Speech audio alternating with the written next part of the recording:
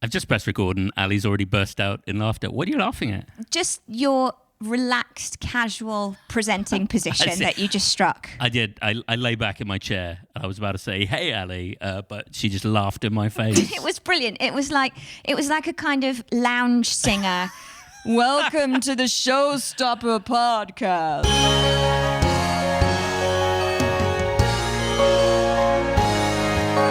How are you doing, Ali? Have you recovered now that it is the 1st of June from all of those many improvathons you did in months previous?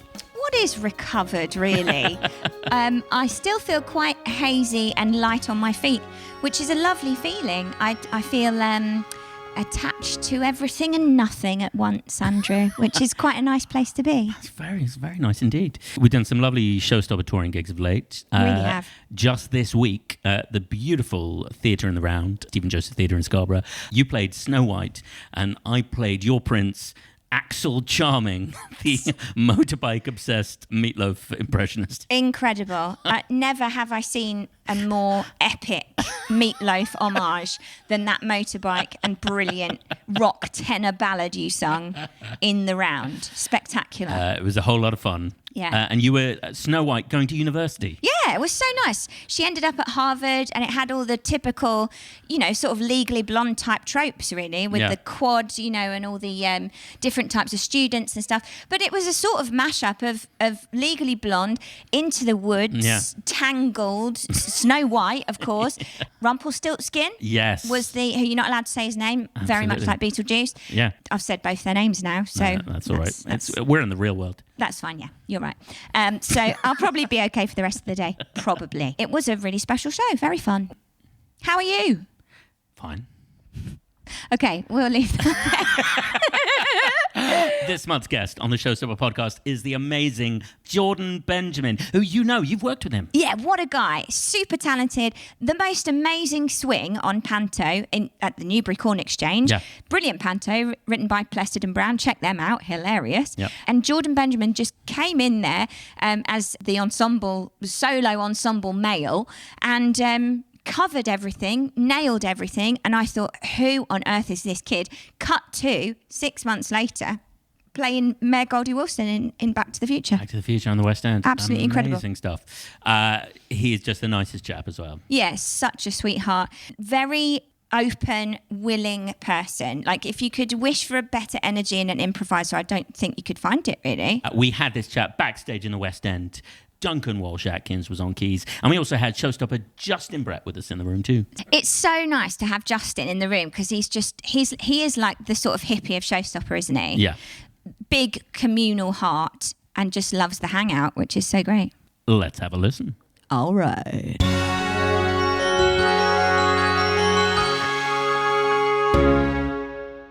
It's Jordan Benjamin. Welcome. Hey! In the house. In the house. I'm so happy to be here. Thanks for having me. Thanks for joining us. Yeah, thank you for being here. Oh, of course. You're a busy guy. Well, yeah. Things have really happened since we did Panto in 2021. For sure. But yeah, I'm just gassed and so blessed to be where I'm at and doing doing what we're doing, stuff like that. It's all exciting stuff. So you're currently in a little known show called Hamilton. Yeah. Oh my gosh, it was always a dream for me to get on that show, and I'm just I still can't believe that. Sometimes I walk past some mirrors when I'm in the full costume and stuff like that, and apart from sweating out of all the pores possible because there's 15 layers of costume underneath the actual costume. They do look warm. Yeah, it's wild. But there's just some moments where it's just we're in Hamilton, this is sick. So so it's amazing. So it's good. Amazing. Can we rewind a little bit? Yeah. Let's go back to before we met you in Newbury. We should also mention that Justin Brett, the Showstopper, is in the room. Hello, I am in the room. Whoop, whoop. Who was Dame? You were the dame, weren't you? In the I was panto? indeed, yeah. And Jordan was amazing understudy, super swing going on at every instant, and on for everyone all the time. cool. There was a lot of injury and So- illness, and Jordan sort of just smashed it as everything so all of the time. inspiring, so brilliant. Yeah. But before that, you had been in Hairspray, hadn't Yeah. you? Yes. Okay. So take us back there. Tell us about the Hairspray adventure. Flashback. And then how your career has progressed in the last few years. Oh yeah, so Hairspray was my West End debut, and that the whole thing of that coming about was so like wild because Jill Green actually is an amazing casting director. Actually. Was scouring through Spotlight, just looking for like different people that could potentially understudy Seaweed and could be understudies. And I hadn't been in for many like theatre auditions and stuff like that. I didn't go to drama school or anything like that. And she saw my page on Spotlight and then decided to invite me in for an audition. And then it was like 7-8 rounds later, I booked the job. I think it was like on like the 6th round. I was expecting it to be like an actual singing round. I sang Run and Tell that once, and then like Jerry Mitchell and I just sat down and had a half an hour conversation. He just wanted to know where on earth I came from and how on earth I got here. And yeah, then did that. It was like wild, but obviously it was quite intense because I got that in 2019 when I was 19. I didn't perform it until I was 21 because I got it we started rehearsals in March 2020. And then 2 days. What happened? Yeah, I know. then 2 days later, someone came in the building and said, y'all can't be here. So we had to go home and then didn't perform it until 18 months later. But oh my gosh, it was like, it was amazing because I was always like performing as a child, not professionally, in theatre anyway, as a child. And I always knew that I loved it, but I didn't really clock into the fact that it could be a job until I was a little older. And then I was doing Hairspray, and then just things like start opening up, and like I'm like, oh wait, I can actually do this full time. Like I can do what I love full time. Like this is sick. Yeah. And then my next job was in Cinderella in Newbury. In 21. You did peak very early there in your career. Oh, 100%. It's just downhill all the way from there.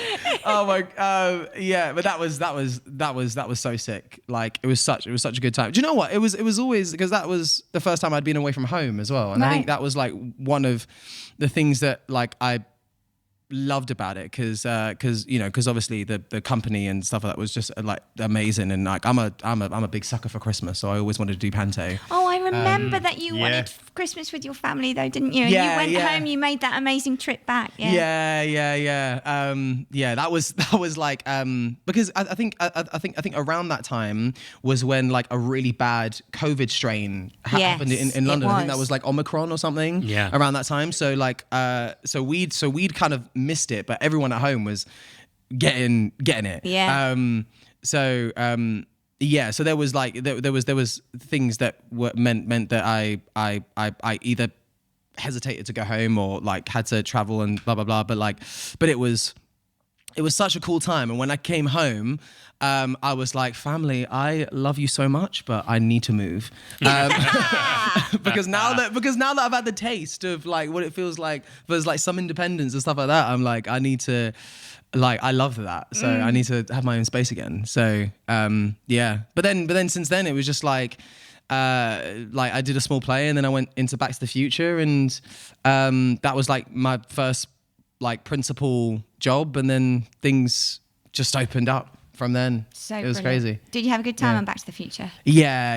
It was like those fans are so like diehard because they're diehard since the movie. Yeah. And like you get such a different like group of fans because there are people who aren't really typically musical theatre fans but just love the movie. And then there are people who are strictly musical theatre fans who have never seen the movie but just are fans of the musical. So it's wild, but yeah, it was a great time. It was a hard sing though.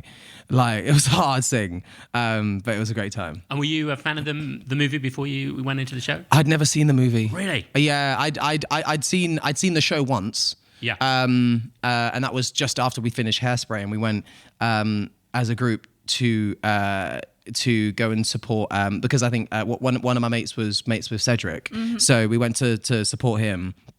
And then, like, I remember speaking to Cedric afterwards, being like, "Oh, like you are like amazing, stuff like that. The vocals are crazy." Not thinking that I was gonna follow him, which is mad.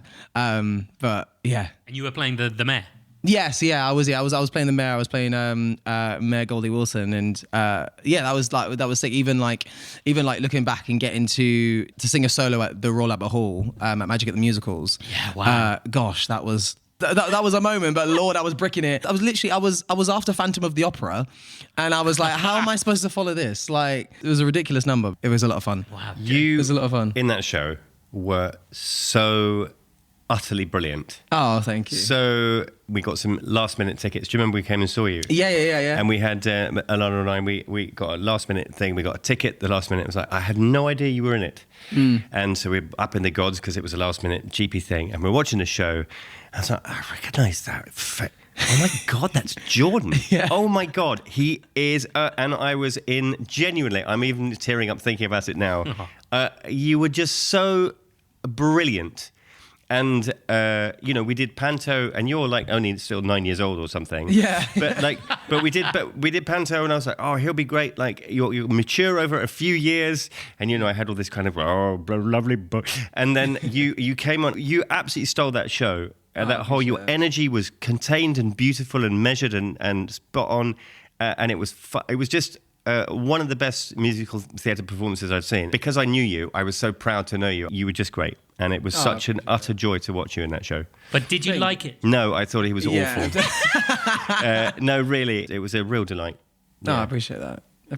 Yeah. Now you've got to say something nice about Justin. No need. So you finished up with Back to the Future.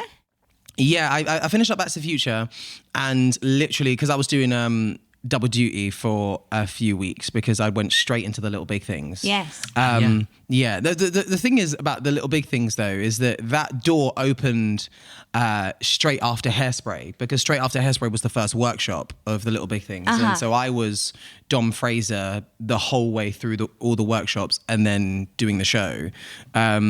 Which is just mad. And can you tell us a little bit about the Little Big Things? Listeners might not be as familiar with that show. Yeah, sure. So the Little Big Things was a brand new musical, open cold on the West End. It was a true story about a man called Henry Fraser, who, when he was 17, went on holiday and had an accident in the sea, which led him to be paralyzed from the shoulders down.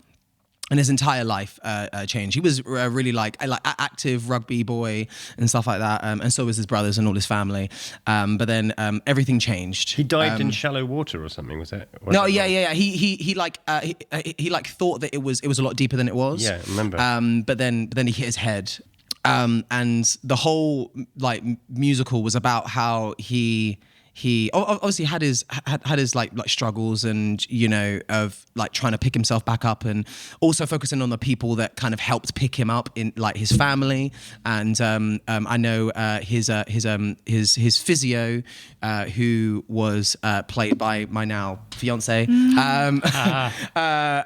She played a really big role in his life in like just focusing on what you can do, and not getting bogged down about the things that you can't do anymore. And it was told from because there was always two Henrys on stage existing at once in the space. It was always the after the accident Henry, and then the pre-accident Henry, who after the accident happened kind of is like lurking there, trying to always bring him back to the accident. And whereas he's trying to deal with what he's dealing with now and trying to be like, look, I'm not trying to like remember what happened, but then they have a moment where they have to face what happened, and then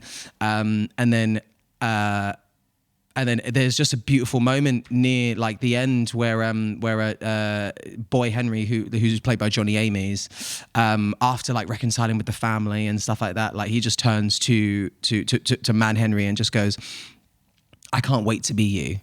And it was just like a moment where it's like, I wouldn't change a damn thing. Yeah. And it was like such a powerful moment and stuff like that. And like, gosh, like, I get goosebumps when I talk about the show just because it meant so much to us, and it means so much to us, and it meant so much to so many people in a community of people who don't feel represented in musical theatre. And it was such a moment for them, not only for their story to be told, but the show was so funny and it was so much fun, and it was just a moment where people could laugh, and like there were jokes and there was humor, there was silliness, like but it was real at the same time. Like, so that was the show that I did after Back to the Future. And you said your now fiance was on it. Did you meet her on that show? Yes. Wow. Yeah, I did. Yeah. We first met at the first workshop.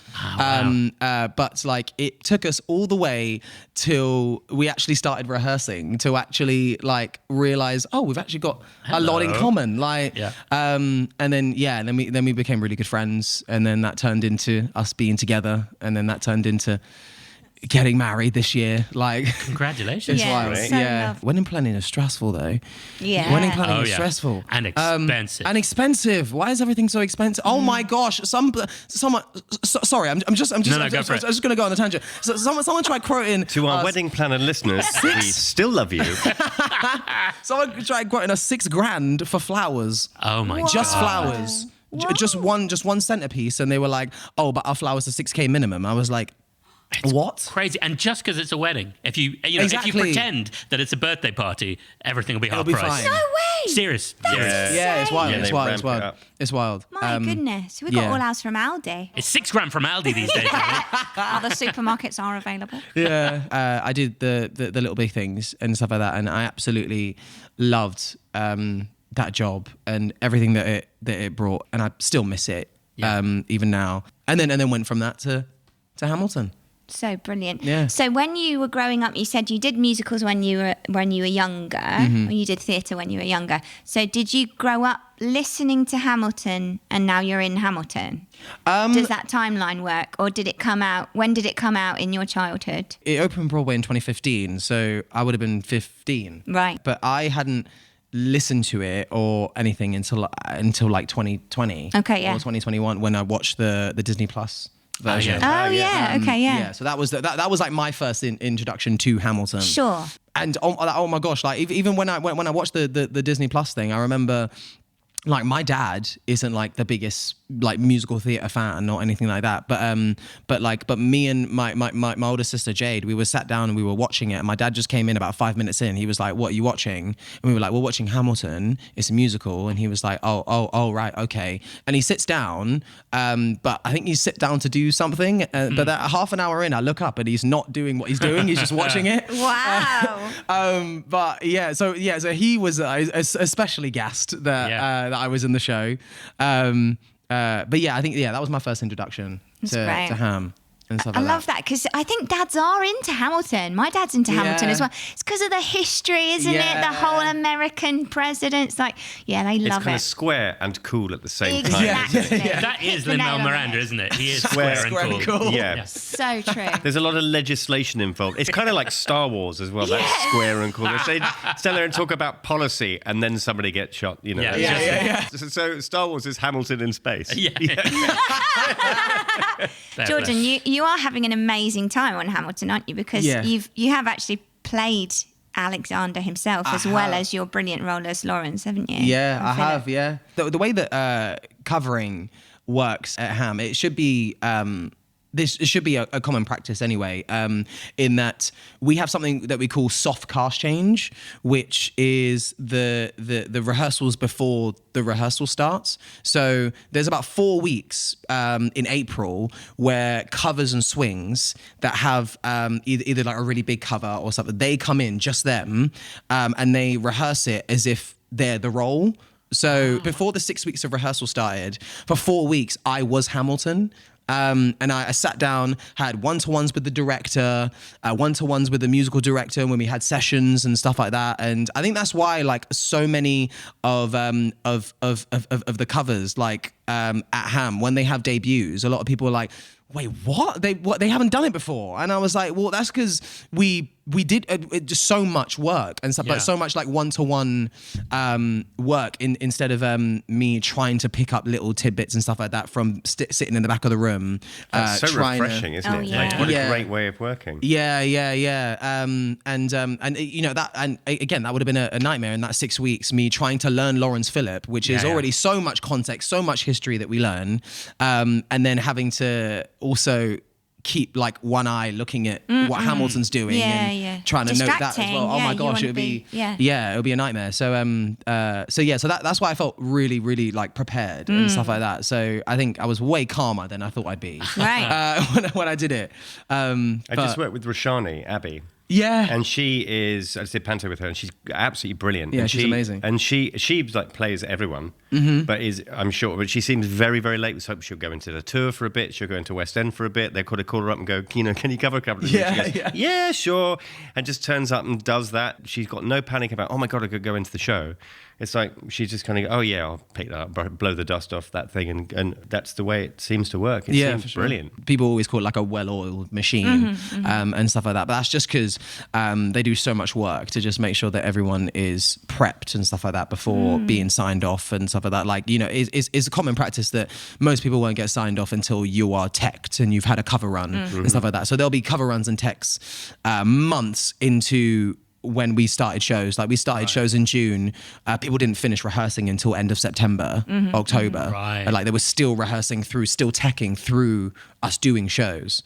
And then as soon as it finishes the end of September, it's time for auditions to start again. Like it's wild. Like it just keeps going. It just keeps going. But oh my god, it's so much fun. And just I couldn't be happier with the people that I'm doing it with as well. They've been like incredible, just incredible. What was it like the first time you stepped out to sing My Name is Alexander Hamilton? Oh my gosh. It was like so sick. It was also I felt so sick.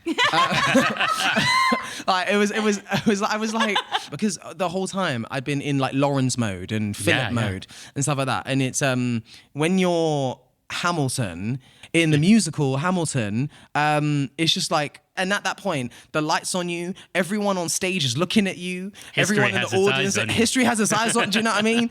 And like, I just like, yeah. Were you in the room where it happened? I mean, my body physically was. I don't know where my head was at, but it was such a like surreal like moment. It was difficult to kind of take in because besides that, like being completely blinding, so you can't see anything anyway. It was like, wow, like this is actually about to happen. And there's so many words, so much staging, so many words. Standing there, I was just like, just trust yourself that you know what you're doing, because I can't think about the really fast rap I've got to do in the Number After One last time. I can't think about that right now. I've got the whole of Act One and like stuff to get down. So I was just like, here we go. And then it's going to happen. So. And when you went on, were your lovely family there? Did they get to see you? I'm so glad you're there. Yeah, they were. They were. It was nice because everyone who's a principal who also has a cover is like an emergency cover, because most of the covers and standbys are off stage or they don't perform every day, just because there's a domino effect. If I go off, then people like, or if I go on, so they have to have a few people in the bank. Okay. Yeah. So because to avoid you being called up and you're not even in the show. You know? I'm on tonight. So sorry. They'd be like, Roshani Abbey, can you come be Hamilton? Yeah, please. She would though, wouldn't she? I have no doubt that Roshani knows it. I've no doubt. So I wouldn't really get much notice when I'm on. I just found out on the day. Yeah, wow. And usually on the day would be about like 3:00 or 3:30 when the cover text goes out. So how do you keep fit and kind of ready and cogent, ready to be Hamilton if you're... Does that make sense? If you're not, how do you keep yourself... How do you remember it? Yeah. How do you remember it, Jordan? It like helps being in the show because, and especially because the character I am, even though some people can be like, oh, but doesn't that get confusing? Because like especially when I'm Philip and I'm talking to Hamilton, but it helps because I'm in that scene with Hamilton. So as well as doing it, I'm taking in what he's doing. And plus, like, you know, people that don't sometimes see, but there are a lot of times on the show where we'll sit on the surround, and we might be the surround is like the rig that's surrounding the stage, if anyone doesn't know. And sometimes we sit there, and sometimes we're singing or we're watching it unfold. So like wait for it. Yeah, I know Hamilton's not there, but wait for it. A lot of us are sat on the surround singing, like I'm on stage, or Room Where It Happens, I'm stood on the surround singing, or during Hurricane, I'm sat on the surround watching that entire scene beforehand. We know, that's what I was thinking of. So it helps like being in the show, because like I can just take it all in. But then sometimes if I have like an offstage moment, I'll just watch, like I'm always watching Yorktown. I sometimes watch like Say No to This and stuff like that, because there's like very specific numbers you have to hit. So it just helps being in the show. Yeah. Yeah. Can you tell us a bit about hitting the numbers? Because I've heard this about Hamilton and about Wicked as well. This floor plan system, because that's quite an interesting insight into how they make the carbon copies of the show around the world, isn't it? Yeah, it is. It's very very specific. Like if like anyone like doesn't know, the next time you go and see a show, please look at the front of the stage. You'll be able to see numbers on the front of the stage. That's how a lot of us can work out where we stand. They're usually like just for reference, because obviously that's only one dimension. Yeah. It's only one dimension, because we also have to think about how deep we are. Or so it's we usually use either the things surrounding us or stuff like that. And it is very like specific, because there are so many moving parts, so many people that are moving like at the same time and interweaving with each other and stuff like that. Or even if like I'm stood at the front of the stage, there are people directly behind me who are doing choreo who need to arrive at the right place to start doing choreo, and they might be in a perfect line behind me, and so I might not be able to see them, but I have to be in the right place. So otherwise somebody's going to run into you. Or they're going to not be in the right light, or they're not like it. It all affects each other. So And that's how they like maintain the spectacle of the product as well, right? Like you see Hamilton in New York, and it looks and feels and sounds the same as Hamilton in the West End, right? It's part of the show, isn't McDonald's of musicals. I think it's such a great way to work, you know, so you can ensure that across the world, Hamilton is brilliant everywhere it goes. So brilliant. I think it's time to play a little game. Oh, yeah. Okay, so Andrew has some headphones on. Yep. And he is going to select from a musical theatre playlist on Spotify a song of his choosing. Then he's going to mime the song as he sees fit. And we're going to not only describe the mime we're seeing for the audio listeners of the podcast, but also try and guess which musical theatre classic he is homaging. Okay. Here we go. There are points available. Here is number one. Okay. Oh, there's some quite jazzy shoulders there's a suggestion going on. of jolliness, lots and of cheeky eyebrows. Lots of eyebrows, I was going to say. It has a 1940s sort of feel, maybe. Oh, yeah. Andrew's superhero hair is flexing in the wind. There's some hand gesturing going on. It's a long intro. Really Great long choice. intro. Oh, he's spanking? He's like playing... It's a bit Fosse. Oh, is it for... Oh, it could be Chicago. It's got... Oh, skirts. There are skirts. Okay. Razzle dazzly. Lots of... Okay. Hello. Oh, is it America from West Side Story? Yes. Oh, my Wait, God. how did you guess that? Wow. Oh, That's my exhilarating. God. Very, very good work. That was amazing. Okay, I've gone on. Here's... Oh, it's a golden thread moment. Yes, there's a stare into the It's middle intense. distance. Really dramatic, and he looks. You know, could be Phantom. It could be Wicked. Is it Defying Oh, he's Gravity? putting a hat on. It's Defying Gravity. Boom! 2 in the bank Ali, for Ali you just Jane. know. Wait, you know wait. the look in It my is eyes. Ali's playlist. Okay, here's one. Oh, Luck Be a Lady Tonight. Yes! Yes! Very For the good. purpose of the tape, can you describe what I was doing? Andrew did some dice. He did shaky, shaky, shaky, woo! Shaky, shaky, woo. A classic showstopper move Wow, when Guys okay. and Dolls is called. It's 2-1 at the moment. Okay, here we go. He's clicking, so that's It's Alexander West Side Hamilton. Story. Yeah. Yes, come on. I thought it could be West Side Story there, but good. Very good. Clicks. I'll take it. Let me find a musical we haven't done yet. That's a clue. That's really narrows it down to not 3 musicals. Okay, I'm just going to go with this. You're never going to get it. It's happy-go-lucky, this expression. Oh, the light in his eyes. I wish you could see this, listeners. Yeah, I know. Oh, What a Beautiful Morning from Oklahoma. Oh, yeah, it is quite fresh. He's looking very fresh airy. Is it Good Morning Baltimore? No, it's I not. think No. A hint more serious than that, do you think? Is it Mostly Me from Book of Mormon? It's He's looking very kind of, the world is about to come to me, isn't he? And positive. I believe Book of Mormon. I will go the distance, Hercules. Oh, yeah. Oh, that's a good one. Arms have come out. Hello, yeah. Magic carpet, The arms Aladdin. are out. No, okay. He's put his arms back in and shook his head. He's holding his heart. He's now holding his heart. He's still... Anastasia? No, this doesn't have a Fiddler on the Roof vibe. The waves. There's definitely some flying. It's not Part of your world. They're looking out for something. No. Moana? No, that's not a musical. Well, it is sort of. Yeah. the heavy breathing that's going to be on there. This So desperate. Is it As Long As He Needs Me? No. It's got to be a want song. It's a want song, I think. It's not in the stars. It is a want song. He's pointing. It's a want song. I really want this thing. Oh, he's a bit God, annoyed now. Oh my God! Oh, it's not going so well. Oh, it's the B section. It's the B section of the want song. Is it- He's doubting the want. Or is it Andrew's annoyance coming through? I'm not sure. I don't know. He's looking out to the horizon. He's reaching out. You need to think a bit more old school. Okay. Bit more old school. 70s. The 70s. Oh, hair. No, okay. The dawning of the age of Aquarius. No, he'd be naked. He's not staying alive. Oh, is it an ABBA show? No. No. I'm going to give you a clue. It's Stephen Schwartz. Okay. Oh, Godspell. Godspell. Is it Godspell? No. Oh. The other one. It's Pippin. Wicked. Oh, it's the thing in my life. What is the Giants in the Sky? No, the where the river leaves the thing, and the mountains of the rivers flow to the sea. Eagles belong where they can fly. The name of the song is I believe I can fly.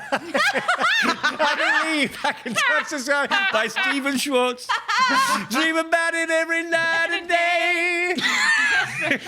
I've got to find my Corner of the Sky. Yes. Yeah! There we go. Oh my God. Wow. Okay, it's level pegging. Oh my God, are we not Ali and dead Justin, now? Are we not allowed the to? last one. Okay, either it's going to be a 3-way draw or one of you are going to win. Or someone's going to win this. Okay, here we go. Cats. Mr. Jellicle Ball. Mr. Mistopheles. Yes. It was the Hat Mine. A Unbelievable. classic. Justin is the winner. Unbelievable. Unbelievable. So good. When this started, I thought, I'm not going to get any of those. To be fair, Andrew, your effort level during Corner of the Sky It was was. Working hard, guys. unrivaled. I felt like it was like every Disney wants song in one man at that moment. That is that song. Yeah, for sure. Jordan. Yes. Would you like to make up a song with us? I would, so long as you don't mind me making up words to rhyme with words that exist. That's Sounds the great. point. Great, perfect. Then I'm down. Let's do it. Yeah.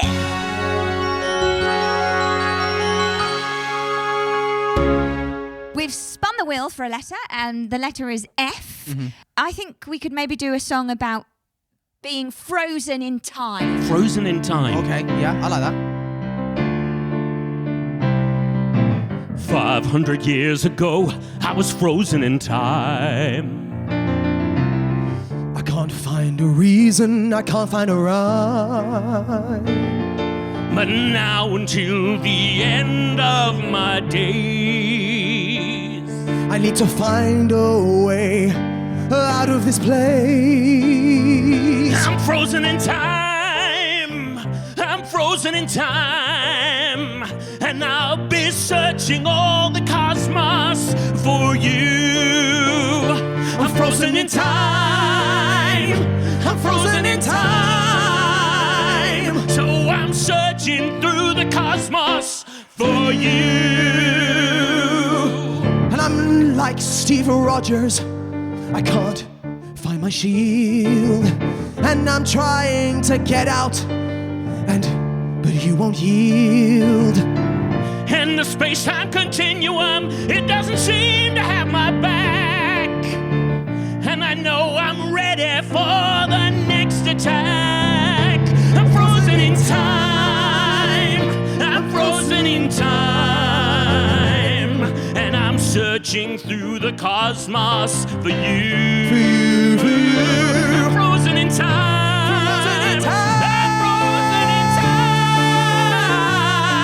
If I ever see the light of day, and if I can't find another way, and if there's nothing else for me to do, and if I can't find you, I'll keep searching through the cosmos for you.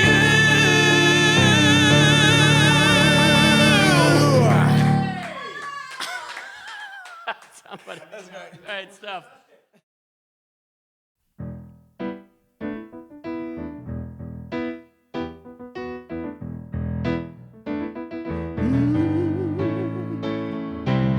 The Showstopper podcast is hosted by Ali James and Andrew Pugsley. This month's guest was me, Jordan Benjamin. Say my name again, Jordan Benjamin. Duncan Walsh Atkins was on the keys, and the Showstopper guest was my favorite, Justin Brett.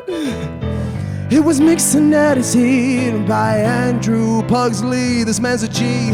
Production support by Susanna Rosenthal, Charlotte Lund, Caroline Kine, and Nellie Grice from Something for the Weekend. Find us on all the social channels and our website, www.showstopperthemusical.com. Thank you for listening.